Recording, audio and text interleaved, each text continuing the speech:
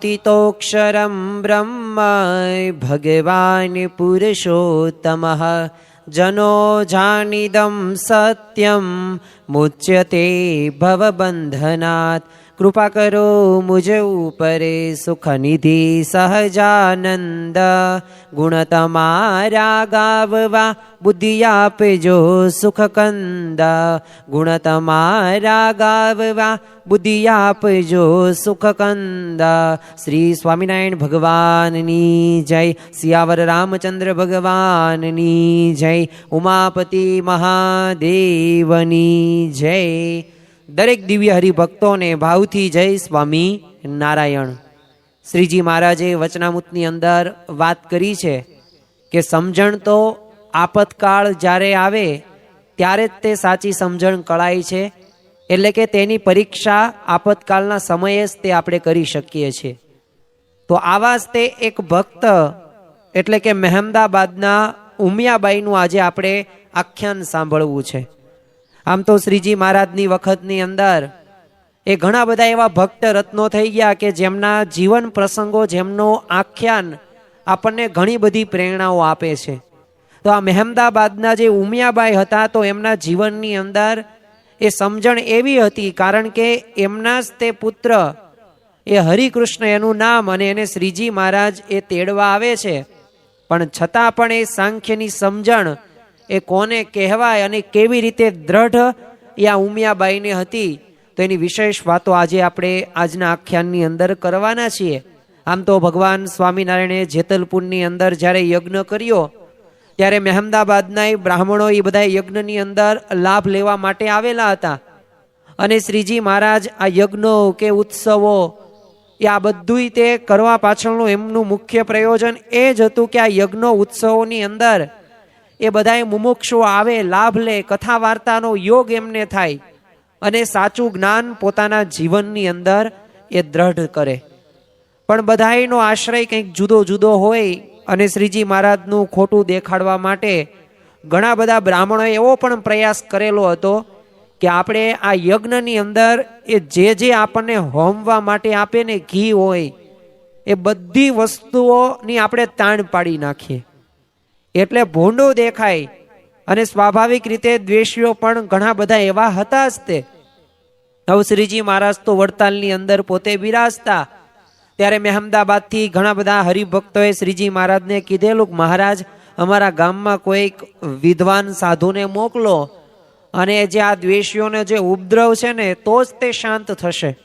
जो जीवननी अंदर एम नहीं मानी लेवानुं के आपणने पैसा मळी गया के सारी सगवड़ता मळी गई एटले शांति थई गई। आजथी तमे 70 वर्ष के 50 वर्ष पूर्वेनुं तमे जीवन जोवो ने आखी दुनिया जोवो तो एटली बधी सगवड़ता एमनी पासे हती नहीं, पण छतां पण शांतिनो ए अनुभव जोवा मळतो हतो। आजे आपणी पासे बधी प्रकारनी साधन सामग्रीओ छे, सारुं एवुं जीवन धोरण छे। घर बेठा तमे अमेरिकानी कोई पण जग्या स्थळ ए फोननी अंदर जोई शको छो। पहेलाना समयनी अंदर एक स्थळेथी बीजा स्थळे जवा माटे કેટલો બધો સમય એ પસાર કરવો પડતો હતો, પણ અત્યારે તમે જુઓ કે ટેકનોલોજીની શોધ થઈ અને વાહનોની શોધ થઈ તો એના લીધે મિનિટોની અંદર એક સ્થળથી બીજા સ્થળે આપણે જઈ શકીએ છીએ। પહેલા તમારે કોઈક વ્યક્તિ સાથે વાત કરવી હોય તો સંદેશો મોકલવો પડતો, પણ અત્યારે જો સેકન્ડોની અંદર એ કામ થઈ ગયું છે। આપણે બધી રીતે સાધન સમૃદ્ધિની અંદર જીવીએ છીએ, પણ જ્યારે એક પ્રશ્ન પૂછવામાં આવે કે શું તમે ખરેખર તમારા જીવનમાં સુખ છે, આમ તો આપણે બધાઈને કહીએ જ છે કે મજામાં જ છીએ, બસ ભગવાનની દયાથી શાંતિ છે, પણ જ્યારે આપણે અંતરાત્માને પૂછીએ ને ત્યારે આપણી પાસે એ શાંતિ કે આનંદ એ અંતરમાં જોવા મળતો નથી। એટલે સ્વાભાવિક રીતે આપણે જે એક બાજુ પાસું જોઈએ છે કે આપણી પાસે બધુંય છે, પણ બીજી બાજુ એ પ્રશ્નોની પણ હારમાળા આપણા જીવનની અંદર જોવા મળે છે। એટલે આ બધાય તે જેટલા હરિભક્તો હતા એમના જીવનની અંદર આમ તો બધી પ્રકારે શાંતિ હતી જ તે, પણ આ દ્વેષીઓનો ઉપદ્રવ હતો। અને એ જ સમયે અક્ષરબ્રહ્મ ગુણાતીતાનંદ સ્વામીને પછી આજ્ઞા કરવામાં આવે છે ને એ પોતાનું મંડળ લઈને એ મહેમદાબાદ જાય છે। હવે સ્વામી તો પોતે બ્રહ્મ હતા, એટલે એ બધાને વાત કરી જો તમે બ્રહ્મ હોય ને તો આ થાંભલામાં પ્રવેશ કરો. આ દ્વેષી એ ગુણાતીતાનંદ સ્વામીને વાત કરે છે. હવે સ્વાભાવિક રીતે જળની અંદર ક્યારેય ચૈતન્ય ન હોય અને એ પોતે હલનચલન ન કરી શકે, એટલે કોઈ કંઈ પ્રવેશ કરી શક્યું નહીં. અને ગુણાતીતાનંદ સ્વામીએ કીધું હું જો અક્ષર બ્રહ્મ છું, જો પ્રવેશ કરું તમે જુઓ. અને એમ કહીને સ્વામીએ પ્રવેશ કર્યો અને ત્યાં તો આખું મકાન પોતે હલવા લાગે છે અને બધાય ત્યાં ભાગ્યા. અને પછી તો ગુણાતીતાનંદ સ્વામીની વાતો અને એમનો જે પ્રૌઢ પ્રતાપ હતો એ પ્રતાપથી બધાને સત્સંગ પણ થઈ ગયો. એ બેચર ભક્ત હોય, ધનેશ્વર હોય, અમથા ભક્ત હોય, આ બધાય તે અલગ અલગ પંથના હતા, છતાં પણ એ શ્રીજી મહારાજનો આશરો એમને દ્રઢ કર્યો અને અનન્ય ભાવે શ્રીજી મહારાજમાં પોતે જોડાઈ જાય છે.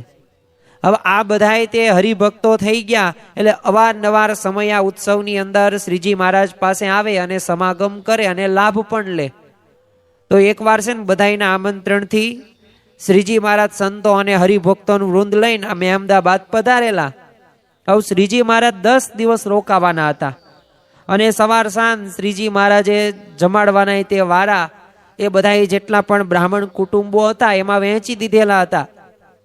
એમાં ગોરાણીઓ શિવબાઈ, અવલબાઈ, અમૃતબાઈ, સુખબા, જેઠીમાં, ઉમિયાબાઈ, રળિયાદબા, આ બધાના વારા મુજબ રોજ એક એક વિપ્ર એ પત્ની ઘરેથી થાળ તૈયાર કરીને શ્રીજી મહારાજને એ જમાડવા જાય અને આનંદની છોળી ઉછળતી. અને શ્રીજી મહારાજ પણ પોતાના એ બધા લાડીલા ભક્તોને તે સ્વરૂપની યથાર્થ ઓળખાણ કરાવતા. હવે આ ઉમિયાબાઈના પતિ છે ને દુર્લભ રામ, પોતે એ વડોદરાના વિપ્ર હતા અને આખા મહેમદાબાદની અંદર એ આમ ધનવાનો તો ઘણા બધા હતા, પણ જો આ ધનવાનોમાં આપણે જો શ્રેષ્ઠ ગણવા હોય ને પ્રથમ નંબર હોય ને તો આ ઉમિયાબાઈના એ પતિ હતા દુર્લભ રામ, એ પોતે ગણાતા. એટલે આસામી રૂપિયાની ગણતરી કરી ન શકાય અને ન હોવાથી તોળી તોળીને ભાઈઓના એના ભાગ પાડેલા. હવે આ ઉમિયાબાઈને છે ને એકનો એક દીકરો હતો, નામ એનું હરિકૃષ્ણ. 18 વર્ષની આ હરિકૃષ્ણની ઉંમર હતી. શરદ પૂનમની ચાંદની પૃથ્વી ઉપર રેલાતી હોય અને શ્રીજી મહારાજ એમાં રમતો હોય ત્યારે આમ જોનારને લાગતું કે આ જાણે આમ ચાંદનીમાં એ આમ ઓગળી ગયો, એવો રૂપે ગુણે અને પાછો રૂડો ને પાછો કહિયાગ્રો અને ભણવામાં આપસૂજ વાળો, કે એવું ન પડે. હવે અત્યારના સમયની અંદર તો આપણે છે ને પેથીએ પેથીએ તેલ નાખવું પડે, નળિયે નળિયે નાક વાઢવા પડે. હવે આ છે ને ગુજરાતી કહેવતો છે, પણ આ કહેવતોનો મર્મ તો આપણે સમજી જ ગયા કે એક કામ ચીંધવામાં આવે ને એટલે પછી એટલું કરે, પછી બીજું આગળ કરવાનું તો એ ન કરે. એટલે સ્વાભાવિક રીતે એને તમે એમ કહો કે જો આરતી આ ઉતરાઈ જાય ને પછી આરતી મૂકી દેવાની છે ને બધાને દેવાની, પછી આરતી ઉતરીને પછી મૂકી દે, પછી ક્યાં મૂકવાની છે, પછી એમાં જે પૈસા મૂકાવે એ ક્યાં મૂકવાના છે એને કાંઈ ખબર ન હોય, એને કેવું પડે. એટલે આમ કહેવાય ને કે એક પછી એક એને સૂચન આપણે કરીએ એટલું જ કામ કરીએ, વધારે પોતે આપસૂસથી કામ ન કરે. પણ આજે હરિકૃષ્ણ હતો ને એ તો પોતે એવો આપસૂજ વાળો, પોતાની જાતે એવી રીતે કામ કરવા માંડે અને ભણે પણ એટલો હોશિયાર. અને શ્રીજી મહારાજની મૂર્તિમાં અને એવી તો એને લગ્ની લાગી ગઈ, આખો દિવસ એ બેચર ભક્તને ત્યાં એ પોતે શ્રીજી મહારાજના ઉતારે રે, સુવા પૂરતો ઘરે આવે અને શ્રીજી મહારાજ એના ઉપર દ્રષ્ટિ પડી ગયેલી. હવે હરિવરની ઈચ્છા હતી કે એને સાધુ કરવો. હવે દુર્લભરામ પાસે માગણી પણ કરી. એ વખતે છે ને દુર્લભરામ ઊંડા ઉતરી ગયા અને મહારાજને શું કીધું, મહારાજ મારો વંશ રાખનાર છે ને આ એક કુળ દીપક છે અને એને જો તમે સાધુ કરો પછી તો અમારે તો અંધારું જ ને, અને અમારા ગઢપણની લાકડી કહો, સાજે માંદે માવજાત કરનારે કહો અને મુવા કેડે કાંધ દેનાર પણ આ એક જ છે, એટલે બીજું કંઈક માગો, દીકરો નહીં આપું. અને આ સાંભળીને તો શ્રીજી મહારાજ ત્યારે ઉદાસ થઈ જાય છે. હવે ઉમિયાબાઈએ આ વાત જાણી ત્યારે શ્રીજી મહારાજ પાસે ગયા ને કીધું, પ્રભુ હરિ મેં આપને દીધો અને જન્મો ત્યારથી જ આપનો થઈ રહ્યો છે, એના જીવમાં જગતનો ગંધ નથી, તો કૃપા કરીને એને સાધુ કરો. વિચાર કરો કે કેવી એક માતા કે જે પોતાના એ કાળજાનો કટકો સમાન એકનો એક પુત્રને એ સાધુ થવા માટે, એ સમર્પિત થવા માટે પોતે ઈચ્છા ધરાવે છે. એની મનોકામના મનો ઈચ્છા એ નથી કે ગઢપણનો સહારો બને, આ મારો કુળ દીપક એ પોતે આગળ જઈને એ લગ્ન કરે, એના હું સંતાનો એના પરિવારના એ સભ્યોમાં એ હું ખરેખર બહુ ભાગ્યશાળી કહેવાય. પણ જો એ પોતે ભાગ્ય કોને માનતી કે આ સાધુ બને ને, એ કૃપા કરવાની વાત શ્રીજી મહારાજને કરી. શ્રીજી મહારાજ તો આ સાંભળીને પોતે હસે છે ને કહે છે કે અમારે લેવો છે તો બીજી રીતે લઈશું, તમે કઈ ચિંતા ન કરતા તમતાર. હવે એકવાર છે ને શ્રીજી મહારાજે હરિકૃષ્ણને બોલાવે છે અને હરિકૃષ્ણને કીધું કે હરિ તારું સંસારનું લેણું પૂરું થઈ ગયું છે અને સાધુ કરીએ તો દુર્લભ રામને વાકવું પડે એમ છે, અને તને જો 13ને દિવસે અક્ષરધામમાં તેડી જઈશું, બોલ તૈયાર છે ને? તમે વિચાર તો કરો કે આ પૂર્ણ પુરુષોત્તમ ભગવાન સ્વામિનારાયણ એ પોતે હજી એ હરિકૃષ્ણનું મૃત્યુ થયું નથી ને એ અગાઉ પોતે એ ભવિષ્યવાણી પોતે ઉચ્ચારે છે. જો શ્રીજી મહારાજે આપણને કોલ આપ્યો છે કે મારા જનને અંતકાળે જરૂર તેડવા આવવું, બિરુદ મારું એનો બદલે સર્વે કોઈને જણાવવું. તો આ શ્રીજી મહારાજે આપણને અભય વરદાન આપ્યું છે, એટલે આપણને ભગવાને નોંધારા નથી મૂક્યા. મૃત્યુ પહેલા મૃત્યુ પછીનું એ બધી પ્રકારની ચિંતા એ શ્રીજી મહારાજે આપણી કરેલી છે, અને આ એ આપણા ભગવાનની એક કૃપા દ્રષ્ટિ કહેવાય, અમી દ્રષ્ટિ કહેવાય. અને આપણે એવા ભગવાનના એ ઉપાસક છીએ. એટલે શ્રીજી મહારાજે આવી વાત કરી કે 13ના દિવસે અમે અક્ષરધામમાં તેડી જઈશું. ત્યારે હરિકૃષ્ણએ શું કીધું, મહારાજ જો મારે મનુષ્ય દેહથી જે કરવાનું હતું એ કરી લીધું. હવે આ લોકમાં ક્યાંય પ્રીતિ છે નહીં અને ઘરમાં પણ પ્રીતિ નથી, અને આ સુવર્ણ દોલત તો એટલા બધા છે છતાં આપની કૃપાથી એમાં કઈ મન ગયું નથી. હવે પિતા સગાઈની વાત કરે છે ત્યારે પણ કોણ જાણે કેમ મારા અંતરમાં માહિલો એ નનૈયો છે ને એ ભણતો જ રહે છે, કારણ કે આપે કહ્યું એમ લેણું જ નથી રહ્યું અને આપની સાથે એ જ થઈ ગયું છે. એટલે હવે અસલ સ્વરૂપ ઓળખાઈ ગયું છે, એટલે હવે તમારી મરજી હોય ને ત્યારે તેડી જાઓ, અને હું તો તૈયાર જ છું, મને પણ પૂછવાની જરૂર છે નહીં. અને હરિકૃષ્ણની તો આ વાત સાંભળીને શ્રીજી મહારાજ પોતે બહુ રાજી થઈ ગયા અને કીધું તારી માને દુઃખ તો નહીં લાગે ને?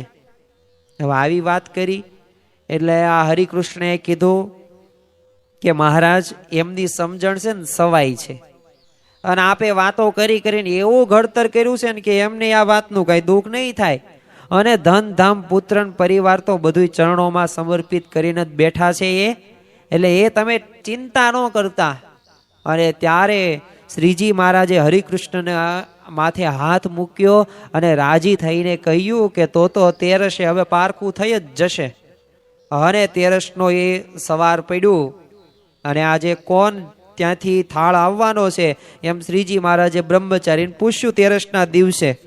એટલે બ્રહ્મચારીએ તો વાત કરી પ્રભુ જો હરિકૃષ્ણના ઘરેથી થાળનો વારો છે પણ હજુ હરિ આવ્યો નથી, રોજ તો આ વહેલો મહારાજના ઉતારે આવી જતો, એટલે આજે ન આવ્યો ને એટલે મૂળજી બ્રહ્મચારીને આશ્ચર્ય થઈ ગયું. પણ શ્રીજી મહારાજ તો બધુંય જાણે, એમણે કંઈ કહ્યું નહીં, બસ ખાલી ફક્ત સ્મિત કર્યું મૂળજી બ્રહ્મચારી સામે. અને આ બાજુ હરિકૃષ્ણએ ઘરે નાહી ધોઈને પૂજા કરી, અને એ વખતે તે શ્રીજી મહારાજે દિવ્ય દર્શન દઈને કીધું કે તૈયાર છે ને હરિ?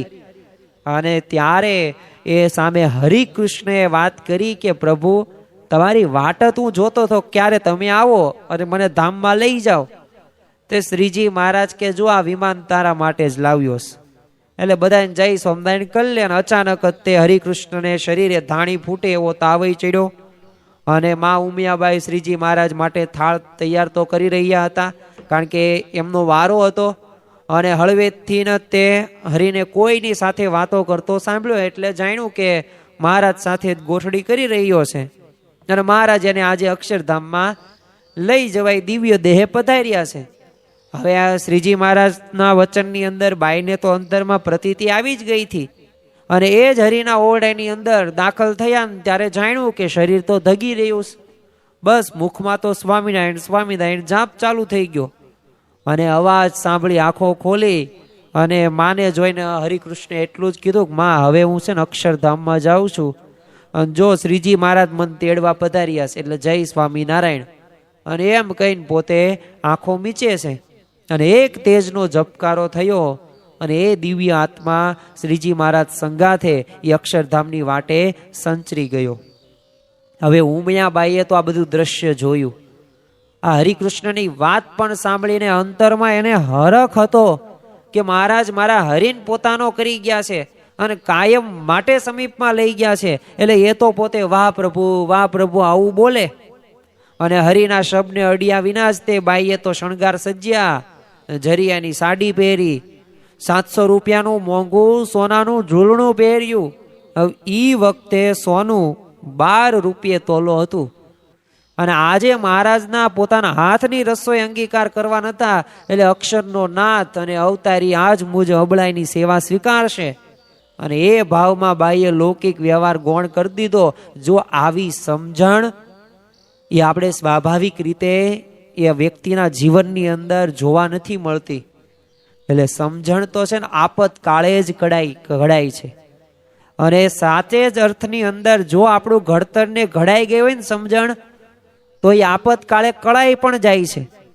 કારણ કે સાચા અર્થની અંદર જ્યારે પરીક્ષા હોય અને ત્યારે જ તે જો આપણે પરીક્ષામાં ફેલ થઈ જઈએ તો એ સમજણ આપણે દ્રઢ કરી ન કહેવાય. પણ જો અહીંયા આ હરિકૃષ્ણના જે માતૃશ્રી હતા ઉમિયાબાઈ, એના જીવનની અંદર આ સાંખ્યની સમજણ દ્રઢ હતી. શ્રીજી મહારાજ તેડવા આવ્યા, એનો હરખ એને માતો નહોતો. હવે પતિ તો દુર્લભ રામ, એ પોતે શિવ મંદિરમાં મોડે સુધી સેવા પૂજા કરતા. હવે આજની રસોઈ પોતાના ઘરેથી આવવાની છે એ જાણીને પોતે ઘરે આવ્યા ને થાળ તૈયાર હતો. અને બીજો થાળ પોતાની પત્ની એ મહારાજને જમાડવા જઈ રહી હતી. હવે પત્નીએ તો મંદિરમાં ધરાવવા પતિદેવના હાથમાં થાળ મૂક્યો ને પોતે પણ એ જ વખતે ઘરને તાળું વાંચીને થાળ હાથમાં રહીને 2-4 ભક્તને ઘેર જવા પોતે નીકળે છે ને દીકરો દેહ મૂકી ગયો. હવે એ સંબંધી એક હરફ પણ પોતે ઉચ્ચારતો નથી.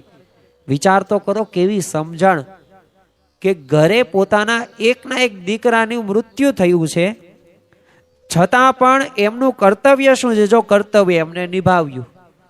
અને શ્રીજી મહારાજ સ્નાન કરીને પાટલા ઉપર જમવા પોતે બિરાજમાન થાય છે. ઉમિયાબાઈ તો શ્રીજી મહારાજ સન્મુખ બેઠા અને વિનંતી કરી મહારાજ આજે તો મારે જાતે પીરસવું છે. શ્રીજી મહારાજે બ્રહ્મચારીને કહી દીધું કે તમે એક બાજુ બેસી જાઓ.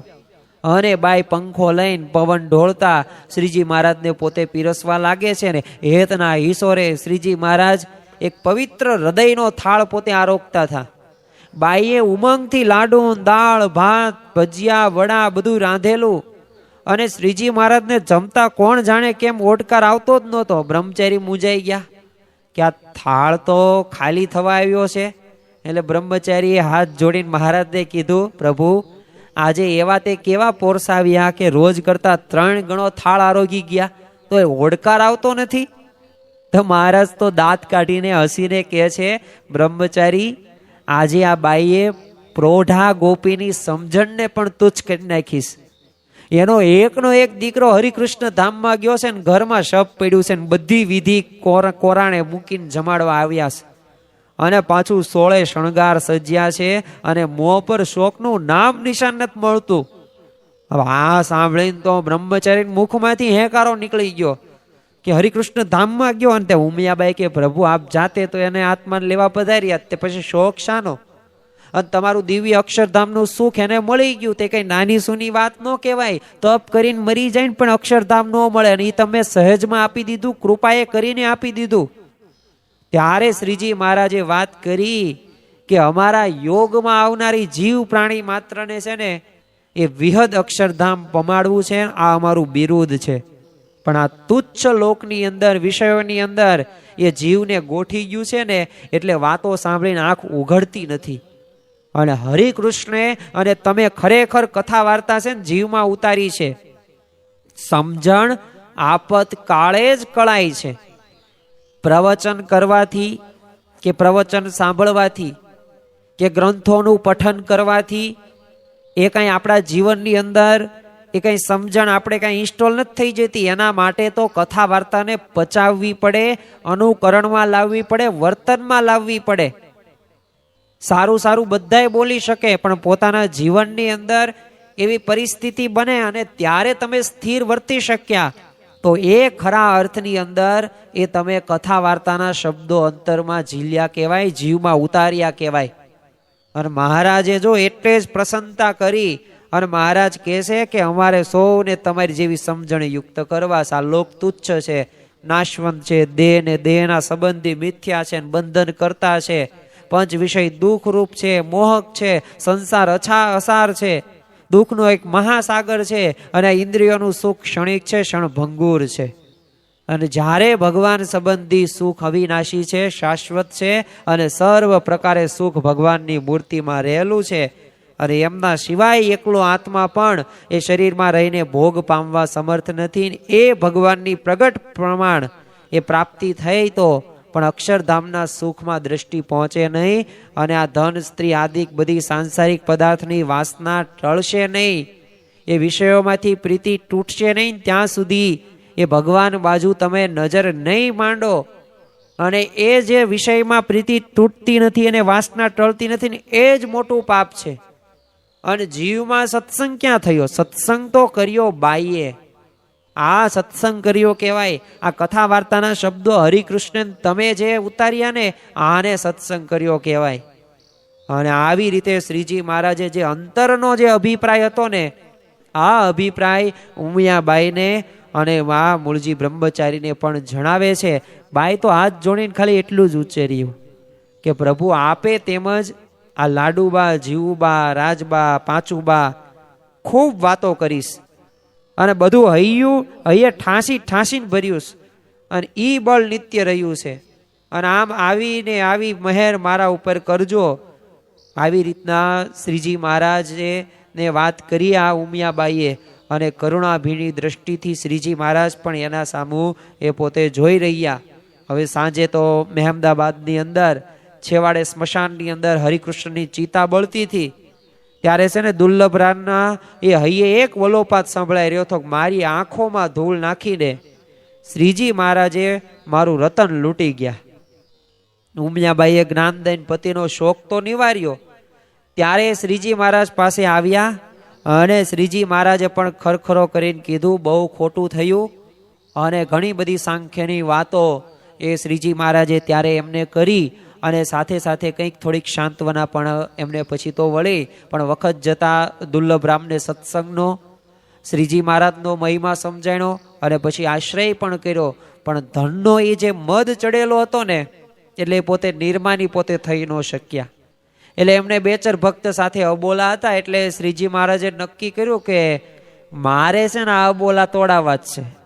એટલે વડ નીચે સભામાં શ્રીજી મહારાજ વિરાજમાન હતા, અને શ્રીજી મહારાજે વાત કરી કે મારા આશ્રિતો છે ને અંદરો અંદર અણબનાવ રહે ને બોલી વ્યવહાર બંધ થઈ જાય ને અભાવ ગુણ ઊંડે અંતરમાં રહ્યા કરે ને, અને બંને અમારું ભજન કરે છતાં અમારી રુચિ અભિપ્રાય સમજે ને અમને ગમતું નથી. એટલે અહીંયા શુદ્ધ થવાનું છે, નિર્દોષ અને નિષ્પાપ થશો ને અક્ષરધામ મળશે તો જ તે. અને જો બ્રહ્મરૂપ થયા વિના, એકાંતિક ધર્મ સિદ્ધ વિના એ અમારા ચરણની પણ અમે સેવામાં એ રહી શકાશે નહીં. આવી વાતો એ ત્યારે સભાની અંદર કરે છે. અને એમ કહી શ્રીજી મહારાજે દુર્લભરામ અને બેચર ભક્ત સામે જોયું ને કીધું કે તમારે આ બેયને પરસ્પર અણબનાવ છે તો એ અમને ગમતું નથી, બેવ નોખા બેઠા છે, તો હવે મળીને ભેગા થાવ અને એક હૃદય એક મન બધામાં બને તો જ તમને શાંતિ ને અમને પણ શાંતિ થશે. હવે આ સાંભળીને તો એ બેચર ભક્ત દિન આધીનપણે બોલ્યા, પ્રભુ હું તો દુર્લભરામના ખાસડા ઉપાડું. તો શ્રીજી મહારાજ કે દુર્લભરામ આ બેચર ભક્ત તમારા ખાસડા ઉપાડે તો તમે તેની પાઘડી ઉપાડો કે નહીં? હવે સ્વાભાવિક રીતે બેચર ભક્તે તો એ કેવું કહ્યું કે ખાસડા એ ઉપાડવાની વાત કરી. અરે સામે શ્રીજી મહારાજે તો ડિસ્કાઉન્ટ આપ્યું હતું દુર્લભરામને કે તમે પાઘડી તો ઉપાડો કે નહીં. અને તરત છણકું કરીને દુર્લભરામે કીધું કે અરે હું તો એ ભિખારીની પાઘડી ઉપાડું. અને આ વચન સાંભળી હરણને ગોળી વાગે ને એમ શ્રીજી મહારાજને વસમું લાગી ગયું. શ્રીજી મહારાજ પછી તો કંઈ બોલતા નથી, પણ અંતરથી કોચવાઈ ગયા. જો શ્રીજી મહારાજ એ પોતે ઘણા બધા પ્રયત્નો કરેલા છે, અને એક ભક્ત નહીં, ઘણા બધા મત્સ્યાના તે ફૈબા હતા, તો એમને તે મત્સ્યાના ફૈબા ને એમના પુત્ર વધુ સાથે જે અણબનાવ હતો, તો આ જે પુત્ર વધુ તો તૈયાર જ હતા કે હું માફી માગવા માટે તૈયાર છું, આમ મોઢામાં હું ખાસડું નાખીને માફી માગીશ, પણ મારા સાસુમાં એ નહીં માને, ફૈબા નહીં માને. તો મહારાજ કે કંઈ વાંધો રહે, અમે મનાવશું. ત્યારે સામે કહે છે કે તો જો તમે એ તૈયાર થઈને તો હું તો તરત આવી જઈશ મત્સ્યાવની અંદર માફી માગવા માટે. મહારાજ ત્યાં ગયા. 500 સંતો હતા, પરમહંસો, હરિભક્તો, એમ કુલ 400-500 હતા હરિભક્તો. હવે સરસ મજાની રસોઈ પણ બનાવી નાખેલી. હવે સ્વાભાવિક રીતે પત્તરે ત્યાં પીરસાય. હવે પીરસવાનું જ બાકી હતું. મહારાજ કે અમારી એક વાત માનો. તમે ફૈબા કે કાંઈ વાંધો નહીં, બોલો શું માનું? એક તમે અબોલા જે આ છે ને એ તમે બોલતા થઈ જાઓ, એ તમારે માફી માગવા તૈયાર છે કે મહારાજ એ રહેવા દો. મહારાજ કે અમને કેવા જાણોસ? પૂર્ણ પુરુષોત્તમ ભગવાન છો તમે. 32 વખત મહારાજ એમના ઘરે ત્યાં રહેલા, ઉત્સવ સમયાઓ કરેલા, ઘણું બધું સુખ આપેલું હતું. મહારાજે આવું કીધું તો સામે કીધું કે હા તમે ભગવાન છો. એક તો અમારો આ વાત માનો કે નહીં, તમે બીજું ગમે તે કહો પણ આ નહીં બનાય. હઠનો સ્વભાવ નો મૂક્યો તો નો જ મૂક્યો. મહારાજ કે તો એમાં જમશું નહીં, કોઈ સંતો પરમહંસો નહીં જમે. તો એ કે તમારી ઈચ્છા, તમે ભગવાન છો, તમે ધારો એ કરો. હઠનો સ્વભાવ નો મૂક્યો તે નો જ મૂક્યો, અને એ પોતે એ મહારાજ ત્યાંથી નીકળી જાય છે. પછી મત્સ્યાવ બીજી વખત મહારાજ ક્યારેય જતા નથી. તો જો અલૈયા ખાચરને તે એક માનનો સ્વભાવ હતો. જેણે જેણે પણ આવા સ્વભાવ રાખ્યા છે ને એ ભગવાનને ગમતા નથી જ થયા. એટલે મહારાજ પણ અહીંયા કોચવાઈ જાય છે. બીજા જ દિવસે સમયો કરવા શ્રીજી મહારાજ વડતાલ પધાર્યા. દુર્લભ રામને એમના પત્ની હતા ઉમિયાબાઈ, એ પણ પોતે વડતાલ ગયા હતા. હવે શ્રીજી મહારાજ મળ્યા, પણ આ દુર્લભ રામ શ્રીજી મહારાજ સાથે 4 આંખ મિલાવી ન શક્યા. એટલે ઉમિયાબાઈએ તો શ્રીજી મહારાજ સાથે પરમ પ્રીતિ થઈ ગઈ હતી. એટલે પતિદેવને તો એને ઘણી બધી વાતો કરીને સમજાવ્યા, પણ અંતરમાંથી એમને છે ને માનનો એ અંધકારનો જે પડદો હતો ને એ પોતે આઘો નહોતો ખસતો. એટલે એમને માન ન મૂક્યું તો ન જ મૂક્યું. અને વડતાલની અંદર તે દુર્લભ રામ પોતે અતિશય બીમાર પડે છે અને દેહ હવે નહીં રહે એવું બધું જણાવતા હતા. એટલે ઉમિયાબાઈ તો શ્રીજી મહારાજ પાસે આવ્યા અને વાત જાણીને શ્રીજી મહારાજે કીધું કે આ દુર્લભ રામનું તો આયુષ્ય હવે આવી રહ્યું છે, એટલે કેમ કરશો? ત્યાં ઉમિયાબાઈ કે મહારાજ જેવી આપની મરજી, પણ મહારાજ એ જીવને આપનો યોગ થયો છે, નરક 84માં ન જાય ને એવું તો કરજો જ. તે વિચાર કરો કે એક એના જે પતિદેવ હતા એ પ્રત્યે પોતે હવે માનનો સ્વભાવ હતો, એમનું માનતા નહોતા, મહારાજનું નહોતું, પણ તોય ભાવના કેવી. તો જો આવા ભક્ત એ સામે આપણે જોઈએ ને ત્યારે આપણને ખ્યાલ આવે. શ્રીજી મહારાજે વાત કરી કે એવું તો નહીં થાય, બીજો ત્રીજો જન્મ ધરાવી નહીં, શુદ્ધ તો કરી જ દઈશું. તો બાઈ શું કે પ્રભુ આપ તો સમર્થ છો, ગમે તે ઉપાય કરો, એમને બીજો જન્મ ન ધરવો પડે ને આ છેલ્લો જન્મ થઈ જાય ને એવું કંઈક કરો. શ્રીજી મહારાજ કે કાળ તો જો આવી રહ્યો છે, પણ અમે એને પાછો કાઢશું. જાઓ સાકર ને દહીં પાવ, તમારું નોકરનું આયુષ્ય એને આપીએ છીએ, 5 વર્ષ વધુ જીવશે. અને શ્રીજી મહારાજની આજ્ઞાથી બાઈએ ઉપચાર કર્યો અને શ્રીજી મહારાજની આજ્ઞા પ્રમાણે એ સાકરને દહીં પણ પાઈ છે. અને દુર્લભ રામની તે પછી સુવાણ થઈ ગઈ. ઘેર ગયા ત્યારે જાણ્યું કે નોકર એ જીવણજી એ દેહ પોતે મૂકી ગયો હતો. શ્રીજી મહારાજની ઈચ્છાથી પછી તો દુર્લભ રામની લક્ષ્મીને સમૃદ્ધિ તો ધીમે ધીમે લુપ્ત થઈ ગઈ. 20,000 રૂપિયાનું ઘરેણું હતું, પણ ક્યાં ખવાઈને ચવાઈ ગયું ને ખબર પણ ન પડી. સાવ આમ રાંક જેવા થઈ ગયા. નિર્માની થવામાં એમને ધન દોલત આડે આવતા હતા. શ્રીજી મહારાજે એનો ઉપચાર એવો કર્યો. અને હવે તો દુર્લભ રામે બેચર ભટ્ટનો યથાર્થ મહિમા એ પીછાણ્યો અને નમ્ર દિન આધીન થઈને એ ભક્તિ કરી. અને આમ કરુણા નિધાન એ શ્રીજી મહારાજે ઉમિયાબાઈના યોગે એમનો છેલ્લો જન્મ પણ એ કરી દીધો. ખરેખર આ મહેમદાબાદના ઉમિયાબાઈનો જ્યારે જીવન પ્રસંગ સામે જોઈએ, એમની ભાવના સામે જોઈએ, એમના વિચાર સામે જોઈએ, એમની સમજણ સામે જોઈએ ને ત્યારે આપણને ખ્યાલ આવે કે આવી સમજણ જો આપણા અંતરની અંદર આવી જાય ને તો આઠેય પહોર આનંદ આનંદ ને આનંદ. આજે મન ઉદ્વેગની અંદર રહે છે, અશાંત રહે છે, સાચી દિશાનું આપણને ભાન નથી રહેતું. તો એનું કારણ શું છે? આપણી પાસે આવા વિચારોનું બળ નથી.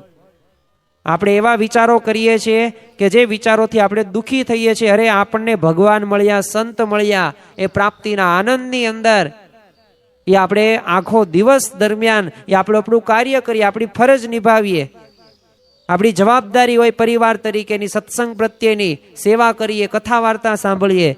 અને સાચા અર્થની અંદર એ આપણો લક્ષ્ય શું છે? તો આપણું આત્મનું કલ્યાણ. આપણું લક્ષ્ય શું છે? બ્રહ્મરૂપ થઈને પરબ્રહ્મની ભક્તિ કરવી. આપણું લક્ષ્ય શું છે? એકાંતિક ધર્મ સિદ્ધ કરવો, ધર્મ જ્ઞાન ભક્તિ અને વૈરાગ્ય સહિત એ ભગવાનને રાજી કરવા. તો આવા વિચાર સાથે આપણે આગળ વધવાનું છે.